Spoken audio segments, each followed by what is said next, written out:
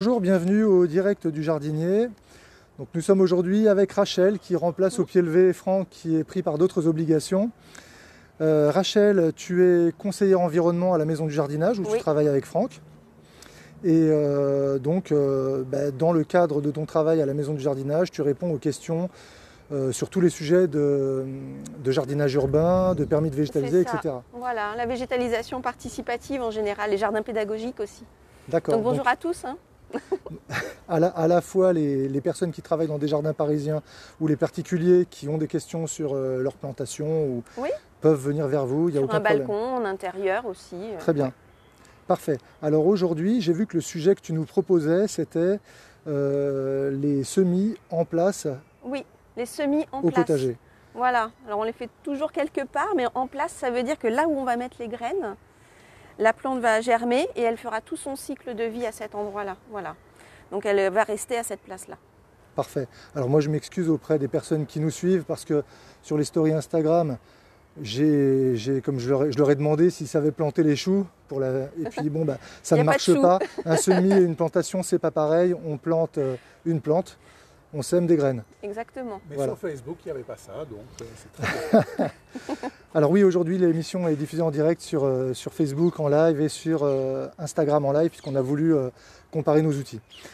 Rachel, de quoi est-ce que tu vas avoir besoin du coup? Oui, j'ai besoin d'outils. Je vous accueille à la cabane du potager de Bercy. D'accord. Donc c'est le potager dans lequel la maison du jardinage accueille ses groupes en atelier. Alors pas en ce moment pour le contexte qu'on connaît, mais on a des formations par contre qui sont autorisées par décret. Voilà, donc à la cabane, j'ai préparé 2 outils pour le semis en place. Voilà, un râteau, rouge, voilà, qui va nous aider pour des semis à la volée par exemple. Et puis la serfouette. La serfouette. Ouais. Qu'on a vu lors d'un live précédent avec Franck et puis même avec des collègues de la ferme de Paris. Alors la serfouette, c'est un fer à deux côtés. Il y a un côté binette, un fer carré, et puis il y a une pointe. Il peut y avoir des serfouettes à 2 pointes, mais là moi ça m'intéresse à une pointe puisqu'on va faire des sillons pour le semis. D'accord. Voilà. Je ferme la cabane. Très bien.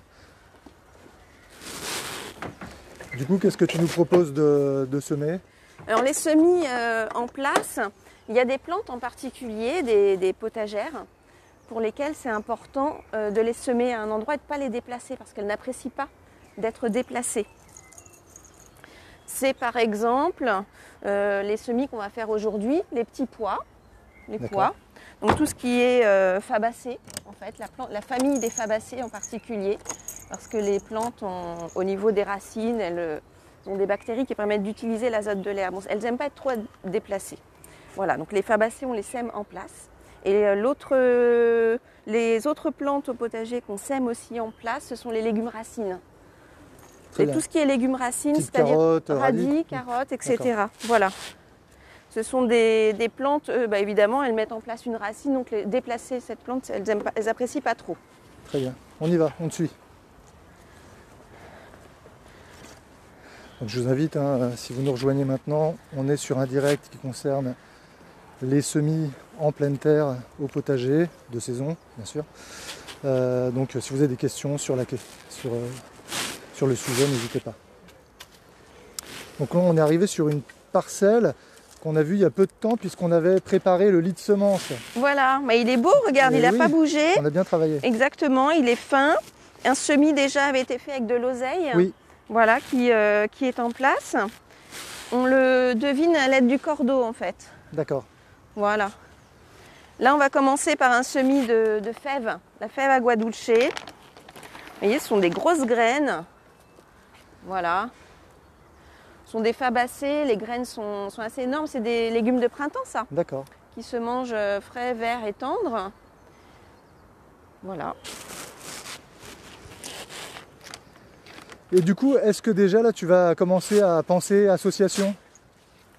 Oui. Parce que là, tu plantes, on voit qu'il y a déjà une ligne. Association d'idées. Oui, c'est vrai. Alors, pas avec l'oseille spécifiquement, mais en effet, je vais faire une petite association. Les fabacées s'entendent bien avec tout ce qui est brassicacées, dont les radis. Donc, je vais ajouter des petits radis, en effet, en interligne. Alors je touche un petit peu la terre à l'aide du râteau pour voir comment elle est. Donc vous voyez, elle est fraîche en dessous, ça va, c'est fin. Je pousse les feuilles au bout et on va commencer les premiers sillons de fèves. D'accord. Avec ta serfouette. Ouais. Alors là, les fabacées, c'est une famille, je vous disais, qui, au niveau des racines, a une association avec des petites bactéries qui savent capter l'azote de l'air en fait et en faire profiter la plante. Donc la fabacée, en général, n'a pas besoin de beaucoup d'engrais, hein, type compost, parce qu'elle se débrouille très bien toute seule. D'accord. Pour cette raison-là, c'est aussi un très bon engrais vert. Hop, j'attrape la serfouette. La fabacée elle-même est considérée comme un engrais vert. Les graines fabacées. en tout cas que je vais semer, oui, les D'accord. fèves là sont considérées comme des engrais verts. C'est-à-dire que c'est une plante qui permet d'améliorer son sol. Notamment grâce à cette facilité D'accord. à faire une symbiose avec ces bactéries. Non, parce que récemment, on a vu une émission avec la luzerne en tant qu'engrais vert. Ouais. Et c'est vrai que certaines personnes peuvent avoir du mal à imaginer que des plantes dont les fruits sont consommables, enfin qui sont consommables au jardin, peuvent aussi être dans la catégorie des engrais verts. Exactement. Le principe du jardinage bio, c'est de couvrir le sol. C'est un des grands principes. Il faut que le sol soit couvert, jamais à nu. Donc on peut le couvrir avec des paillages, comme vous voyez derrière, de chanvre, de paille, feuilles mortes à l'automne. Mais on peut aussi le couvrir avec des plantes qui vont occuper le terrain et qui vont participer à l'améliorer. Ok. Alors je creuse un sillon avec ma serfouette. J'aurais dû regarder avant, c'est là. Voilà. Donc quand j'écarte les doigts comme ça, ça me permet de calculer des distances. Donc ici la distance entre deux lignes, voilà, c'est 30 cm à peu près, puisque quand j'étire moi mes doigts, ici j'ai 20 cm. D'accord. Ça évite d'avoir des règles au jardin, ça facilite. Alors, 1, 2, je ferai mon troisième sillon par ici. Du coup, ça va t'en faire 4 là, au total. Non, je vais m'arrêter à 3. Tu t'arrêtes à 3? Ouais. Parce alors, que je vous disais, les fèves. Tu as pris 3 types de graines, c'est ça? Ici, ça va être en effet des fèves, des petits pois pour le carré d'à côté, entre les deux planches, que je vais vous présenter aussi. Et ici, entre les fèves, des radis. Parce que les deux s'associent bien ensemble au jardin. Alors les fèves et les petits pois sont des cultures qui vont durer 3-4 mois en place, jusqu'à la fin de leur cycle.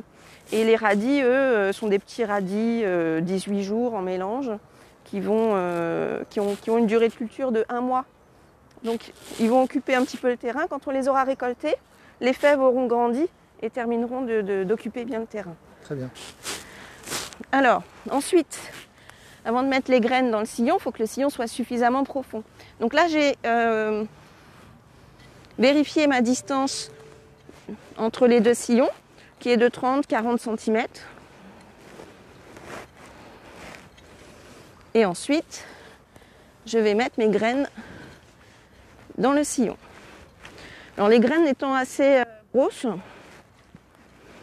il faut des sillons de 3 cm de profondeur. Voilà. Et ensuite, je vais mettre mes graines à l'intérieur. Alors là, ce que je suis en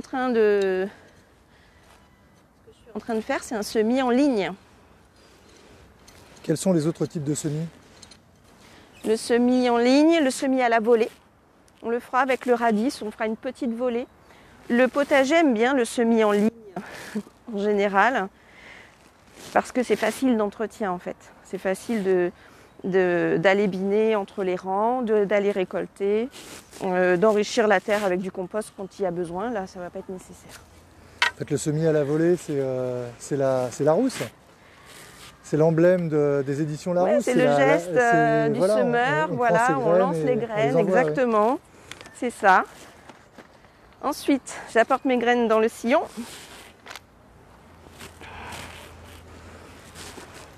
Alors, vous voyez, la planche, ça me permet de circuler sur le terrain. Donc mon poids se répartit sur toute la surface. Ça permet de Sans- moins sans écraser. tasser trop la terre. Ouais. Voilà, sans tasser trop la terre. Et ensuite, les graines sont mises dans le sillon à 3 cm de profondeur.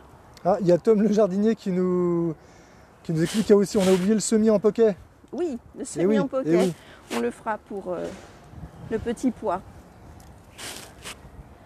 Donc le semis en ligne, vous le voyez Merci, ici, Tom. les graines sont les unes derrière les autres, D'accord.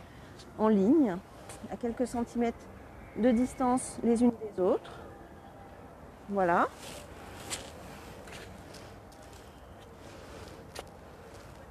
Alors contrairement au semis en poquet, parce qu'en poquet, souvent on nous conseille de mettre 2 ou 3 graines ensemble. Par exemple, hop, côte-côte. Voilà. D'accord. Donc ça, c'est le semis en poquet. On fait des Ouais. petits paquets de graines, les uns derrière les autres.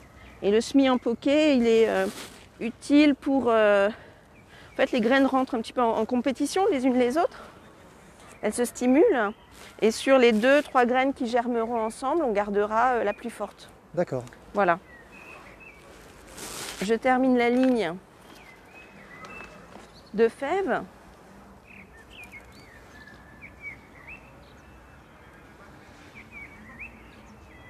Donc, il y a une distance entre les graines à préserver, Là, tu as quoi? Tu as à peu près 10 cm? plutôt 5, Plutôt 5? D'accord. voilà, de cet ordre-là. Et ensuite, on va refermer le sillon. Alors, une fois qu'on referme le sillon, ce qui se passe, c'est qu'on ne voit plus notre ligne. Les graines disparaissent. Vous voyez? Ce qui peut être gênant au moment des arrosages pour le jardinier, repérer là où il doit biner et là où vont germer ses graines. Donc pour repérer les lignes, il y a des petites astuces. Vous avez vu donc celle du cordeau ici qui a été mis en place. Il suffit de tirer une ficelle entre 2 bâtons, c'est ce qu'on appelle le cordeau. Donc la corde étendue entre les deux. On peut aussi, au niveau de sa ligne, tout simplement la matérialiser avec un bâton à chaque bout. Tiens, on a une question, Rachel, Oui. sur les graines. C'est Tom qui nous demande si on a... Alors, a priori, j'ai vu les graines et je pense avoir la réponse, mais est-ce qu'on a mis à tremper les graines pour augmenter la germination? Enfin, Alors c'est possible en effet pour les graines de haricots, petits pois, fèves. Mais là, j'ai pas pu les mettre à tremper parce que je travaillais pas hier. D'accord. Donc je les ai pas mises à tremper. Elles vont du coup, au moment de l'arrosage, va être important ici dans le suivi. Et ensuite, la conséquence, c'est que la germination va être un petit peu plus longue. D'accord. Je vais vous montrer en fin de séance. On a un semis de fèves qui a germé. Je vous montrerai ce que ça donne. Ok, Les graines très n'avaient bien, pas très bien. trempé. Elles sont un petit peu plus longues en effet à la germination. Donc, vous voyez les 2 bâtons en bout de ligne. Voilà, qui permettent tout simplement de visualiser. Alors c'est bien de les préparer à l'avance. Et ensuite, on peut fermer sa ligne. Oui, en fait, tu n'installes même pas ton cordon. Les 2 piquets Oui. symbolisent la ligne. Alors pour les graines d'oseille, j'ai pas vu ce qui s'est passé, mais ce sont des graines fines. Donc on peut marquer une ligne avec tout simplement un manche d'outils qu'on dispose au sol.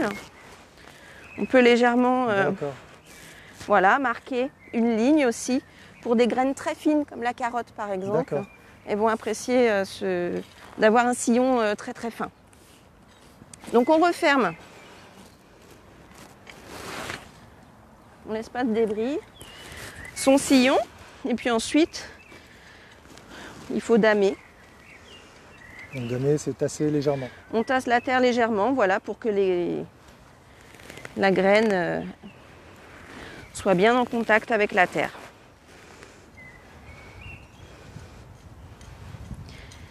Donc, je vous disais, après, on va faire un petit semis en poquet. On va juste mettre 2 graines côte-côte pour les petits pois. Alors, les fabacées aussi se distinguent.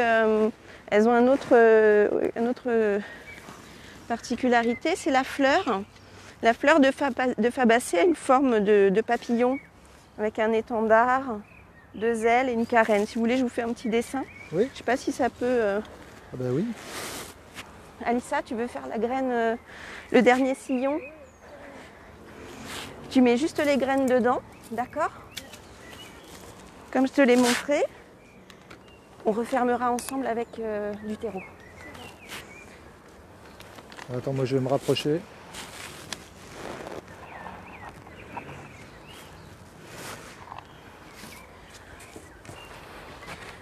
Alors, les fabacées, je vais utiliser cette partie-là. Donc des racines, une tige avec des feuilles. C'est schématique, hein, d'accord? Donc déjà une particularité, on en parlait ici, des petites boules qui sont visibles hein, sur des racines de fèves. Quand elles auront grandi, on peut les sortir et on voit ces petites boules au niveau des racines, là où sont les fameuses bactéries en symbiose pour capter l'azote de l'air et le transformer pour la plante. Et la fleur, alors c'est schématique, mais vous voyez, ça a une forme d'étendard comme ça. Vous avez déjà vu des fleurs de haricots? Donc ça, c'est l'étendard ici.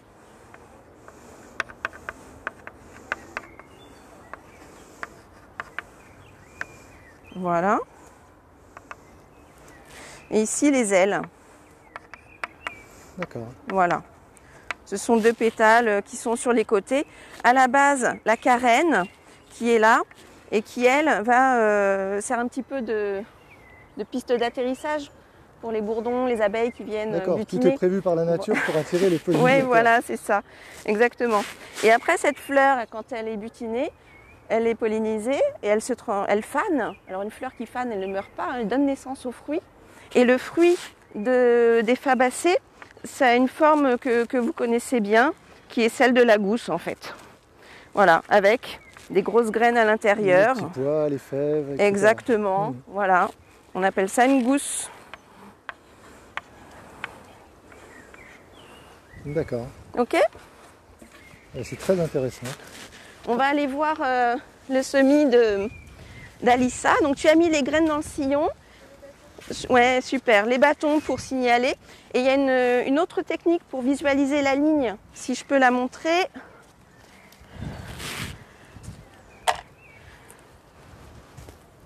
Voilà, c'est d'utiliser du terreau. D'accord. Ça peut être une autre astuce. Oui, puisque la coloration sera différente du coup. Exactement. C'est très visible. Puis en même temps, Alors, mon c'est terreau peut-être est pas bon très, pour les très graines noir, aussi, non? Très sombre, mais Est-ce le voit que bien. Excuse-moi Rachel, est-ce que c'est intéressant pour les graines du coup de rajouter du terreau au milieu de ton sillon? Alors ça peut faciliter le démarrage. Moi ce que j'ai remarqué c'est que quand on met nous du terreau en fond de sillon avec les graines par-dessus, la graine germe mais quand elle rencontre notre terre argileuse en dessous, boum quoi. Le choc est un petit peu rude. Mais ça peut faciliter un semis, notamment en terre argileuse.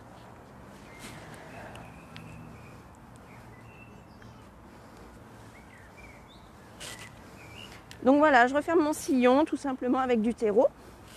On pourrait aussi le refermer ce sillon avec notre terre argileuse et disperser un peu de sable. Le sable aussi se voit bien sur la terre argileuse. La terre argileuse, vous voyez, elle est plus claire. Ouais. Et toujours penser à damer. Ce qui est intéressant, c'est que du coup, là, sur tes trois rangs, tu vas pouvoir comparer la qualité de la germination avec et sans terreau. Tu en as 2 sans terreau et une avec terreau. Oui, on peut faire des expériences. C'est ça. Exactement. Vous pouvez aussi tout à fait faire le damage avec le plat du râteau. Le plat du râteau s'y prête bien. Voilà. Rachel, est-ce qu'il est possible de cultiver des fèves en pot? Alors oui, c'est possible de semer des graines de fèves en pot. On aura des fèves. Dans un grand bac, c'est peut-être préférable, mais elle ne va pas trop apprécier d'être déplacée ensuite au potager. D'accord. Elle ne peut pas rester en pot. Elle peut rester dans un grand pot. Voilà, dans un grand pot. Elle appréciera quand même d'être dans un espace assez grand, de profondeur. Alors ici, est-ce que j'en mets une autre ligne? Non, j'en ai mis déjà 3 et je disais, on va faire un semis en poquet avec les petits pois. D'accord? Et ensuite, on termine avec le semis à la volée. Est-ce qu'il y a des types de semis qui se prêtent plus? Enfin, est-ce que des graines, pardon. Est-ce qu'il y a certaines graines qui se prêtent plus à tel type de semis? Je sais pas moi, les céréales pour à la volée, je dis n'importe quoi. Oui. Mais, Oui, par exemple. Au potager, le semis en... J'en profite pour enlever quelques herbes là qui se sont installées et qui ressortent. Alors, au potager, on aime bien, comme je vous disais, le semis en ligne. Parce que ça permet de faciliter les entretiens, le binage, des herbages si besoin, etc. D'accord? Ensuite, on fait des volets, nous, par exemple, pour les engrais verts. Si c'est vraiment une plante en engrais vert, c'était le cas ici l'été dernier. Il y a eu un semis à la volée, vraiment, sur toute la surface de facélie. Voilà, à partir du mois de mai, on peut semer la facélie. Alors nous, la facélie, on aime bien parce que ça s'écrit P-H-A-C-E-L-I-E.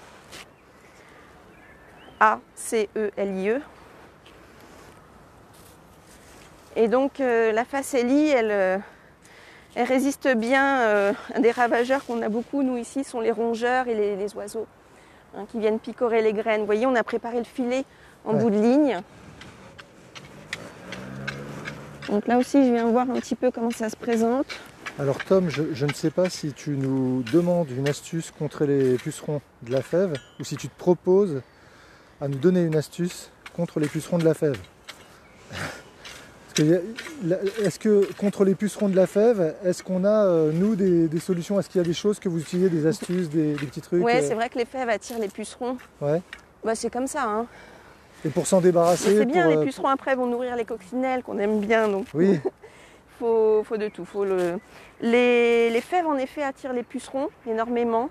Donc c'est bien de les mettre à un endroit où il ne va pas y avoir à proximité peut-être d'autres plantes qui y sont sensibles.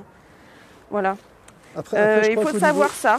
Et puis, excuse-moi, au niveau association, de toute façon, on nous avait parlé, je ne sais plus si c'était toi ou Franck, mais il y a des plantes qu'on peut associer à des endroits où il y a beaucoup de pucerons, parce qu'elles attirent les pucerons, et du coup, ils libèrent les... Ah, alors ça s'appelle faire diversion. D'accord. Diversion, et par exemple, installer des plantes qui attirent les pucerons, comme les fèves, par exemple, les capucines, et à distance par rapport à une culture qui est sensible, comme je sais pas, les tomates par exemple. Ouais. Et du coup, en effet, ça va permettre de faire diversion.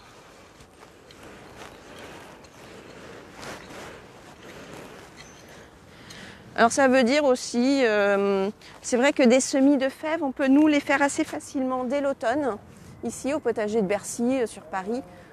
Jusqu'en octobre, vous pouvez faire des semis de fèves.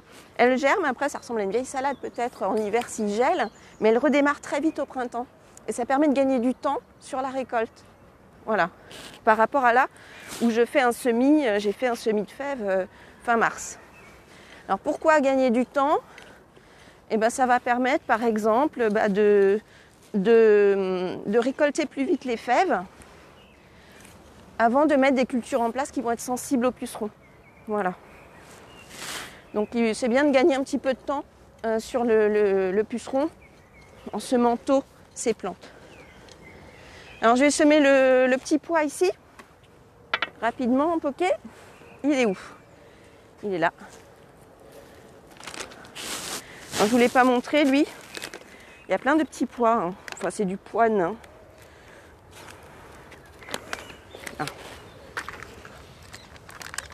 J'imagine que la maison, voilà.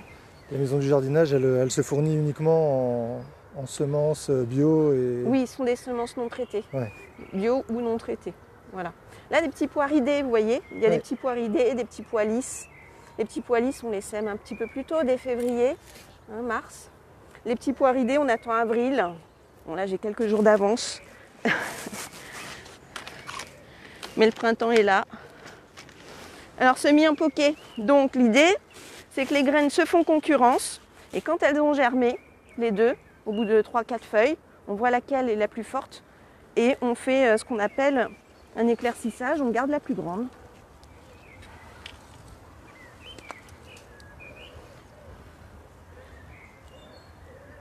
La profondeur du sillon, là, pour le petit pois, oups, ça m'échappe. Ça m'échappe les graines. La profondeur du sillon est un petit peu moins grande parce que la graine est plus petite. Ouais. Voilà. Je vais essayer d'en attraper une. Donc ça, c'est un semis en poké.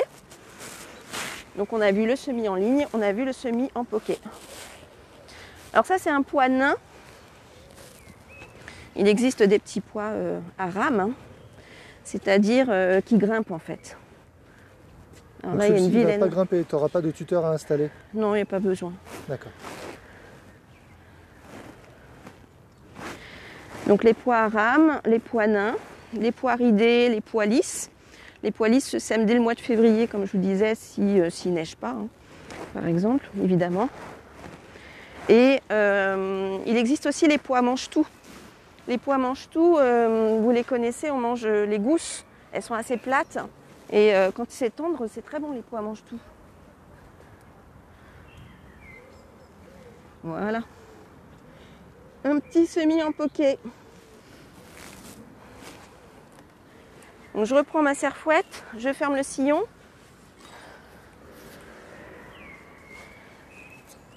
Qu'est-ce qu'on met pour marquer?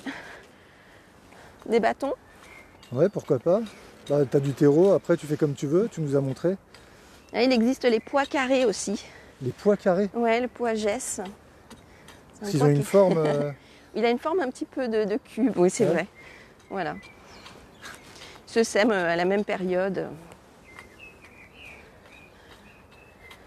Mais c'est vrai que là pour le coup, regarde sur les lignes, on voit clairement la différence avec celles qu'on a utilisées avec du terreau.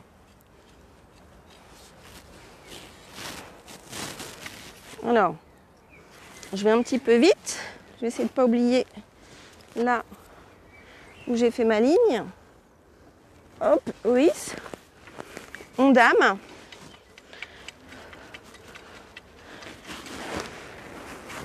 Alors, qu'est-ce qu'il faut faire après? Arroser peut-être, non? Oui, arroser. Ah, j'ai mal, pas ça. assez enfoncé mes graines.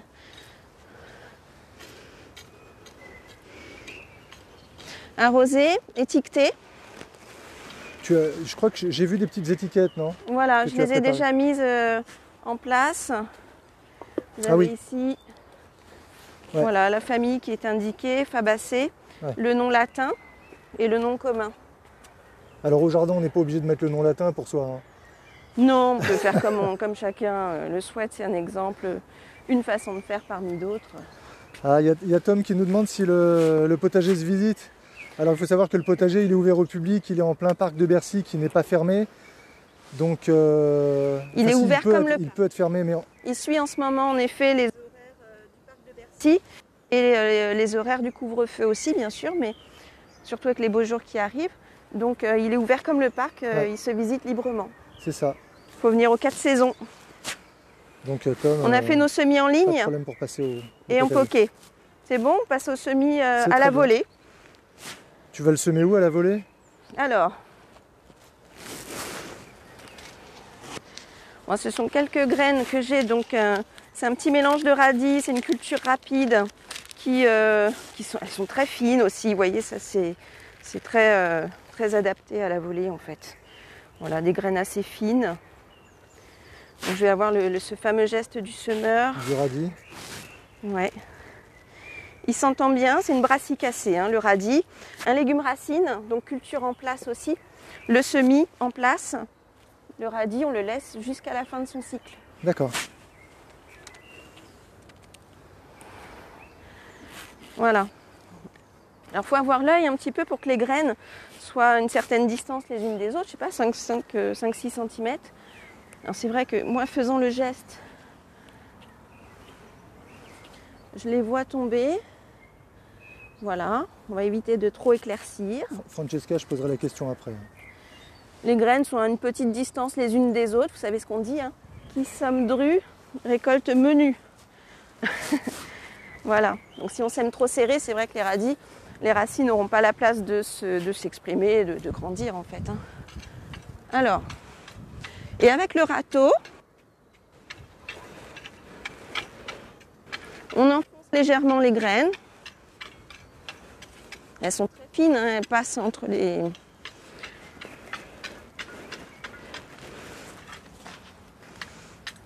grains de terre. Un petit damage, un petit plombage et voilà un semis à la volée. Alors j'ai vérifié dans un ouvrage pour l'association avec quoi s'entendent bien les pois, les fèves.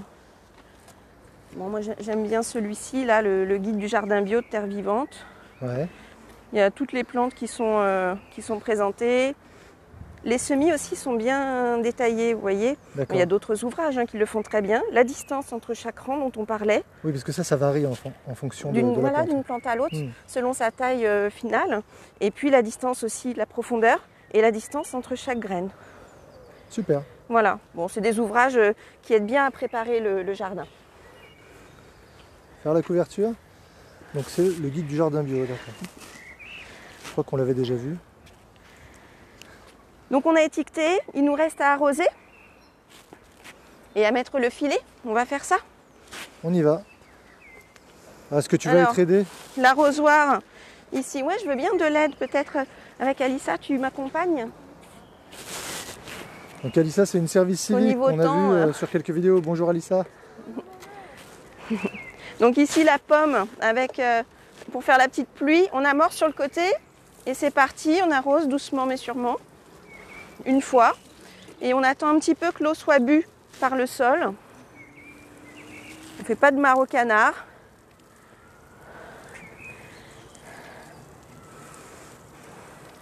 La ligne de terreau c'est visible, hein. J'aime bien moi cette ligne-là. Oui. Et on recommence parce que le premier arrosage ça arrose la terre. Hein. Et le deuxième il va profiter aux graines plus.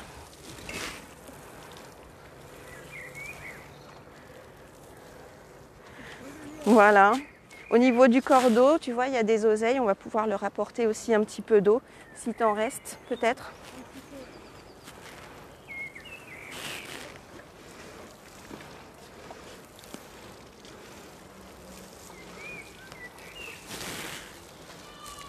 Et on va protéger des oiseaux avec le filet. Alors, est-ce que les limaces et les escargots constituent un danger pour les graines que tu viens de planter? Oui, bien sûr, oui. Et donc pas pour les graines, mais pour les jeunes plantules, peut-être, par exemple. Plus. Et du coup, le filet va aussi avoir une utilité contre... ça va limiter un petit peu leur passage, mais elles arrivent à se faufiler en général, hein, dans des tout petits espaces. Ouais. Bon, c'est vrai que en jardin, quand on sème des graines, il faut s'y attendre. Il y en a certaines qui vont être mangées picorées par des oiseaux, par des rongeurs qui passent. Une fois que les graines auront germé, peut-être en effet des limaces, des escargots vont attaquer les jeunes plantules et manger les feuilles. Donc l'échec fait partie du jardinage. Donc le fait de semer régulièrement ces rangs, peut-être le radis ici, voilà, j'en ai semé aujourd'hui. On peut en ressemer d'ici une semaine, 15 jours, étaler dans le temps aussi. Bon, il faut savoir que l'échec fait partie du jardinage et recommencer surtout si ça ne marche pas. Ça c'est bien, c'est un bon message, qu'il y a des gens qui doivent peut-être baisser les bras au bout d'une ou deux tentatives. Alors déjà, il faut comprendre ce qui n'a pas fonctionné, pourquoi ça n'a pas poussé. On démarre d'ici. Alors pourquoi ça n'a pas poussé? On se pose la question, hein. Parfois on se dit ah oui c'est vrai, j'ai été absent, ça a manqué d'arrosage peut-être, ou ce genre de choses. Pensez à l'exposition. Quand on met en place des cultures, voilà, est-ce que l'exposition, est-ce que c'est une plante d'ombre, une plante de soleil? Est-ce que c'est adapté? C'est important de voir aussi quand est-ce que se fait la récolte ou la floraison. Parce que si ça arrive au moment où on est en vacances, absent, c'est peut-être dommage. Faut tout prévoir en fait. Voilà. L'outil idéal, là, c'est le calendrier de culture sur lequel on met bien la période de semis, la période de récolte ou de floraison. Généralement d'ailleurs c'est indiqué dans les paquets de graines. Oui. Et il ne faut pas hésiter à aller voir un petit peu sur internet, dans des ouvrages, pour bien préciser les gestes de semis, les distances. Souvent il faut plusieurs sources d'informations pour tout avoir.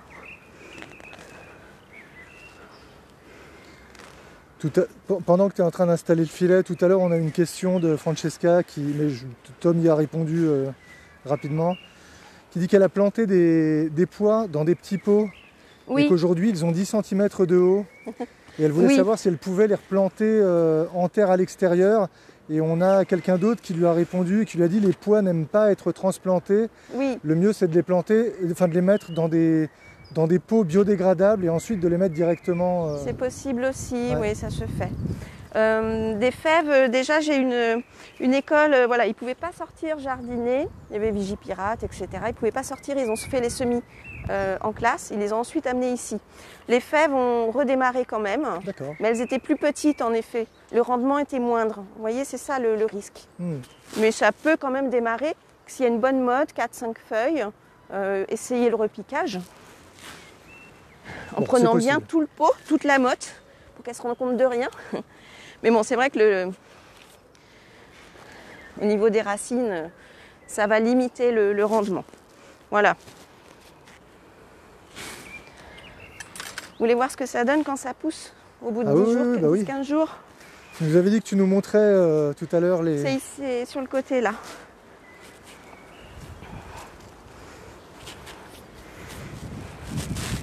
Alors j'ai pas la date exacte du semis. Ah donc c'est exactement la même fève, c'est la Agua Dulce, c'est ça? Oui, c'est la même, c'est le même sachet qui a été semé. Donc là on voit les plantules qui sont assez serrées d'ailleurs les unes par rapport aux autres. Je sais pas si on voit avec l'appareil en formation par un groupe. Alors là vous devinez tout de suite que les deux rangs, parce que vous voyez qu'il y a deux rangs sous le filet. Donc les graines, elles n'ont pas été mangées ni par les oiseaux ni par les rongeurs. Déjà, ça pour nous, c'est une petite victoire. Et ensuite, on voit que les deux rangs, ils n'ont pas été faits par la même personne. Il y en a un qui va récolter menu, là. Voilà. Oui, on dirait que le rang, en effet, qui est à gauche, là-bas, les graines ont bien une distance les unes par rapport aux autres qui est respectée. Là, elles sont un petit peu trop serrées. Sur le rang qui est le plus près de toi, on voit les graines qui ont germé. On les voit, l'écosse. Elles sont sorties de terre. Parce qu'au début, on ne les voyait pas. Elles sont sorties de terre. La racine a germé et là, ça fait remonter la graine hors du sol.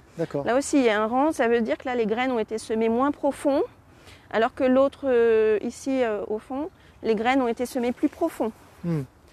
Voilà, bon. Oui, parce que là, elles ne ressortent pas, effectivement. C'est pas très grave, hein. Quand les fèves, c'est pareil pour les pois, hein. Quand elles auront germé, qu'elles auront une petite hauteur de, je sais pas, 20 cm, il faudra buter au pied, c'est-à-dire avec la serfouette, on ramène la terre au pied de la plante pour la consolider. D'accord, et on presse un petit peu. Non, on ramène la terre, on bute. On se contente. Tout simplement, voilà. Donc la terre est ramenée au pied de la plante pour qu'elle fasse plus de racines, qu'elle s'implante bien dans le sol.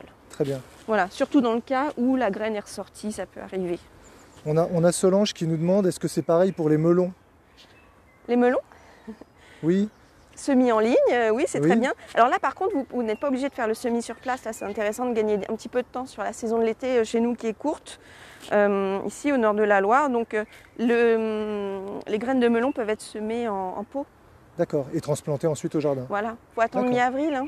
Mi-avril. Attendez mi-avril pour semer vos graines de tomates, piments, poivrons, melons, ils peuvent courgettes. être semés aujourd'hui sous abri. Alors aujourd'hui, voilà, fin mars c'est peut-être un petit peu tôt, mais mi-avril c'est bien. D'accord. D'accord. Après les plantes auront début mai 3-4 feuilles, enfin, quelques feuilles en tout cas, et par rapport aux seins de glace qui sont le 8-9 mai, voilà, on attend un petit peu que les dernières gelées soient parties avant de mettre en place. Donc on gagne un petit peu de temps par rapport à ces dernières gelées, vous pouvez les semer en pot mi-avril. Super, bah, c'est parfait. Oui, je te remercie Rachel. Hein. Merci à vous. C'était très instructif. Écoutez, si vous avez d'autres questions, comme d'habitude, n'hésitez pas à les reposer en commentaire, que ce soit sur Insta ou sur Facebook. Moi je vous invite, si ça vous a plu, déjà à vous manifester et à nous le dire, mais en même temps à aller regarder le programme Paris Nature sur Que faire à Paris, qui est l'agenda de la ville de Paris, puisque à la fois on a les événements, les activités de la maison de jardinage, mais aussi celles des autres structures. Donc il y a un petit peu de tout, des conférences, des lives. Et si vous avez raté des directs, n'oubliez pas d'aller sur la chaîne YouTube Paris Nature, merci Gualtiero. Paris Nature, dans laquelle on injecte très régulièrement les versions de toutes les vidéos qui ont été faites. Pour les prochaines émissions, la semaine prochaine, on termine mars avec le dimanche prochain une conférence sur l'initiation au chant d'oiseaux, ce sera à 10 h du matin. Il y aura une conférence sur la grande question: Paris est-il un milieu naturel? Et ça, pour avoir la réponse, il faudra suivre ça à partir de 14 h, et c'est la Maison Paris Nature qui l'organise. Et on aura aussi une conférence par les guides conférenciers le 31 sur les jardins cachés à Paris. Tout un mystère. Ouais. Donc voilà, on vous invite à aller voir le programme. Le programme d'avril est sorti. Donc vous pouvez le consulter aussi sur Que faire à Paris, sur la fiche programme. Vous allez sur Que faire à Paris, dans le moteur de recherche, vous tapez Nature et Paris, vous tomberez directement dessus. Et puis voilà, on vous remercie de nous avoir suivis et on vous souhaite un très bon week-end.